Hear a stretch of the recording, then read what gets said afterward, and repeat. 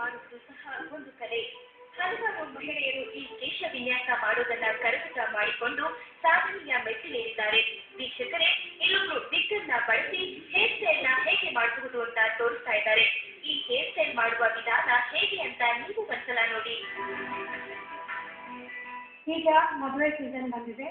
ಮದುಮಗಳಿಗೆ ನನ್ನ ಅಲಂಕಾರವನ್ನ ಹೆಚ್ಚು ಮಾಡ್ಕೋಬೇಕು ಅನ್ನೋ ಆಸೆ ಹೆಚ್ಚಾಗಿ ಕಾಣ್ತಾ ಬರುತ್ತೆ. ಇವಾಗ ನಮಗೆ ದೊಡ್ಡ ಸಮಸ್ಯೆ ಕಾಣೋದು ಏನಂದ್ರೆ ಹೇರ್ ಸ್ಟೈಲ್. ಹೇರ್ ಸ್ಟೈಲ್ ಮಾಡ್ಕೊಳ್ಳೋದು ಹೇಗೆ? ನಮ್ದು ಕೂದಲು ಉದ್ದ ಇದೆ ಅಥವಾ ತುಂಡ ಇದೆ, ಹೇಗೆ ನಾವು ಹೇರ್ ಸ್ಟೈಲ್ ಮಾಡ್ಕೊಳ್ಳೋದು? ನಮ್ಗೆ ಮತ್ತೊಬ್ಬರ ಸಹಾಯ ನಮ್ಗೆ ಬೇಕಾಗೇ ಇದೆ.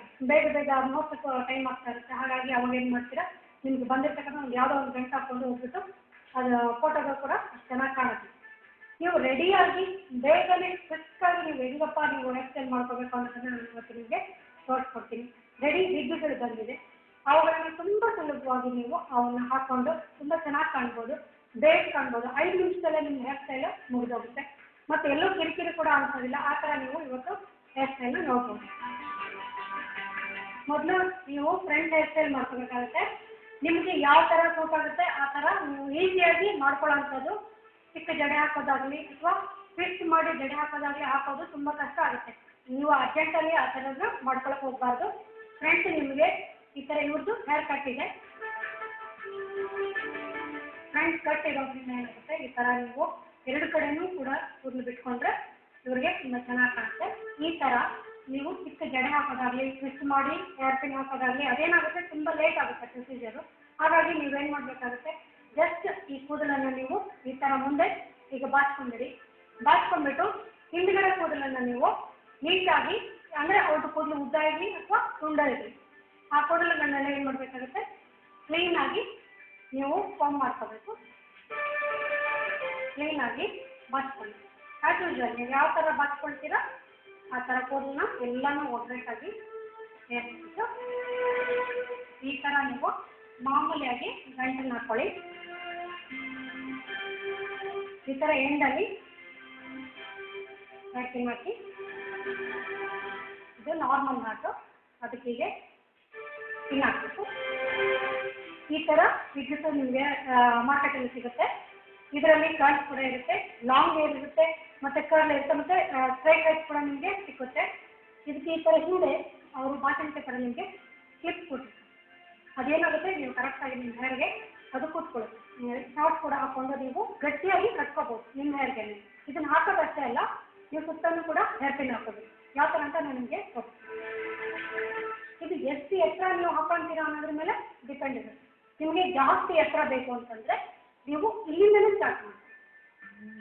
ಇಲ್ಲಿಂದಲೇ ಸ್ಟಾರ್ಟ್ ಮಾಡಿ ನೀವು ಇದರ ಸುತ್ತ ಏನು ಮಾಡಬೇಕಾಗುತ್ತೆ, ಹೇರ್ ಪಿನ್ನ ಹಾಕೋಬೇಕಾಗುತ್ತೆ.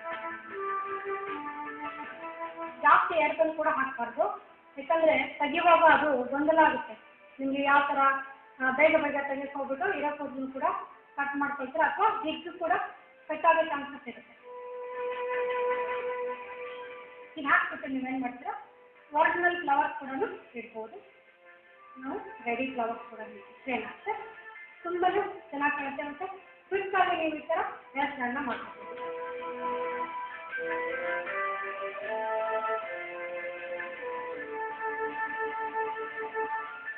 ಈಗ ಒಂದು ಹೇರ್ ಸ್ಟೈಲ್ ನೋಡಿದ್ರಲ್ವ, ಈಗ ಇನ್ನೊಂದು ಹೇರ್ ಸ್ಟೈಲ್ ಕೊಡ್ತೀನಿ ನಿಮಗೆ. ತುಂಬ ಸಿಂಪಲ್ ಆಗಿ ಈ ಥರ ನಿಮಗೆ ರೆಡಿ ಕ್ಲಿಪ್ ಹಾಕಿರೋವಂಥ ಒಂದು ಸಿಂಪಲ್ ಆಗಿರೋವಂಥ ಒಂದು ರೆಡಿ ಕ್ಲಿಪ್ ಸಿಗುತ್ತೆ ನಿಮಗೆ. ಇದನ್ನು ಬ್ರೈಡಲ್ ಕೂಡ ಯಾವ ಥರ ಹಾಕೋಬೇಕು, ಯಾವ ಥರ ನೀವು ಇದನ್ನು ಹಾಕೊಂಡ್ಬಿಟ್ಟು ಚೆನ್ನಾಗಿ ಕಾಣ್ಬೋದು ಅನ್ನೋದು ನಾನು ನಿಮಗೆ ತೋರಿಸ್ತೀನಿ. ಹೀಗೆ ನೀವೇನು ಮಾಡ್ತೀರಾ, ಸೇಮ್ ಇದೇ ಥರ ನಾವು ನಾಟ್ ಹಾಕಿರ್ತೀವಿ. ಈ ಥರ ನಿಮ್ಮ ಪೇಪರ್ನ ಏನು ಮಾಡಬೇಕಾಗುತ್ತೆ, ನೀವು ಹಾಕಿರೋ ಗಂಟಿಗೆ ಹೀಗೆ ಹಾಕೋಬೇಕು. ಹಾಕ್ಬಿಟ್ರೆ ನಿಮ್ಮದು ಸಿಂಪಲ್ ಆಗಿರ್ತಕ್ಕಂಥ ಹೇರ್ ಸ್ಟೈಲು ರೆಡಿ ಆಗಿ. ಅದಕ್ಕೆ ಇವಾಗ ನೀವು ಏನು ಮಾಡ್ತೀರಾ,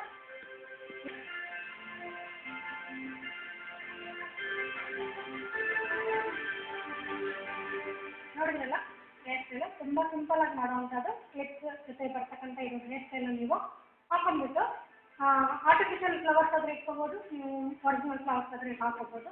ಹಾಕೊಂಡ್ಬಿಟ್ಟು ಡೆಕೋರೇಟ್ ಮಾಡಿಕೊಂಡ್ರೆ ನೀವು ಬೇಗ ಆಗುತ್ತೆ. 2 ನಿಮಿಷದಲ್ಲಿ ನೀವು ಮದುವೆಗೆ ಸಿದ್ಧಾಗ್ತೀವಿ. ಸ್ವಲ್ಪ ಇದು ಗ್ರ್ಯಾಂಡ್ ಲುಕ್ ಬೇಕು, ನಮಗೆ ನೋಡೋಕ್ಕೆ ಚೆನ್ನಾಗಿ ಕಾಣಬೇಕು, ಸ್ವಲ್ಪ ಡೆಕೋರೇಟ್ ಮಾಡಿ ಆ ಥರ ಕೇಳ್ಕೊಬೋದು. ನೀವೇ ಹೇಗೆ ಡೆಕೋರೇಟ್ ಮಾಡ್ಕೋಬೋದು ಅನ್ನೋದು ಕೂಡ ನಾನು ಈಗ ನಿಮಗೆ ತೋರಿಸ್ತೀನಿ.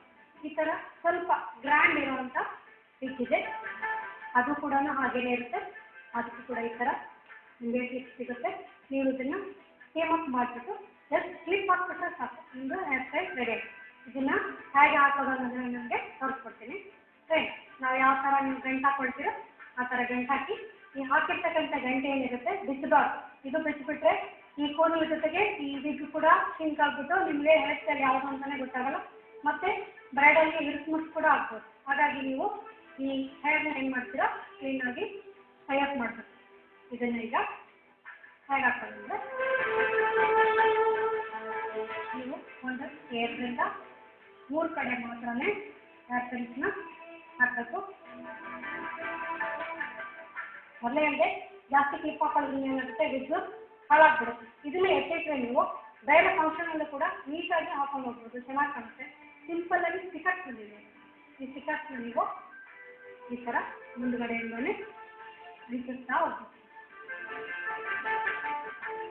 ಇಲ್ಲಿ ಸಮಯ ಕೂಡ ವ್ಯಯ ಆಗಲ್ಲ, ಮತ್ತು ಜಾಸ್ತಿ ಹರ್ಟ್ ಕೂಡ ಆಗಲ್ಲ. ಯಾಕಂದರೆ ನೀವು ಕೂದಲಿಗೆ ಪಿನ್ ಚುಚ್ಚುವಾಗ ಅದು ಕಲರ್ ಕೂಡ ಚುಚ್ಚಿಬಿಟ್ಟು ನಿಮಗೆ ಪೇನ್ ಆಗ್ತದೆ, ಅದು ಕೂಡ ಇದರಲ್ಲಿ ಏನೂ ಆಗಲ್ಲ. ಈ ಸ್ಟಿಕರ್ನ ನೀವು ಈ ಥರ ಇಟ್ಕೊಂಡ್ಬಿಟ್ರೆ ವಿದ್ಯುಗೂ ಕೂಡ ನೀವು ಈ ರೀತಿ ಸ್ಟಿಕರ್ಗಳನ್ನ ಅಂಟಿಸ್ಕೊಳ್ಳೋದ್ರಿಂದ ಏನಾಗುತ್ತೆ, ನಿಮ್ಮ ವಿದ್ದು ಕೂಡ ಗ್ರ್ಯಾಂಡ್ ಆಗೇ ಕಾಣುತ್ತೆ.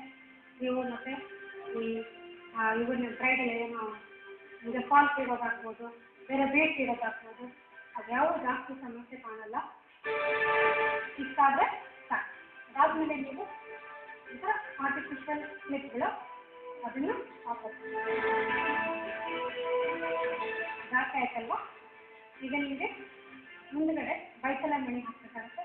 ಇದನ್ನು ನೀವು ಹೀಗೆ ಬಾಟಮ್ ಮಾಡ್ಕೊಳ್ಳಿ. ಬಾಟಮ್ ಮಾಡಿಕೊಂಡು ಬೈತಲೆ ಮಣಿನ ನಿಮಗೆ ಎಷ್ಟು ಉದ್ದ ಬೇಕು ಅಷ್ಟು ಉದ್ದನ್ನು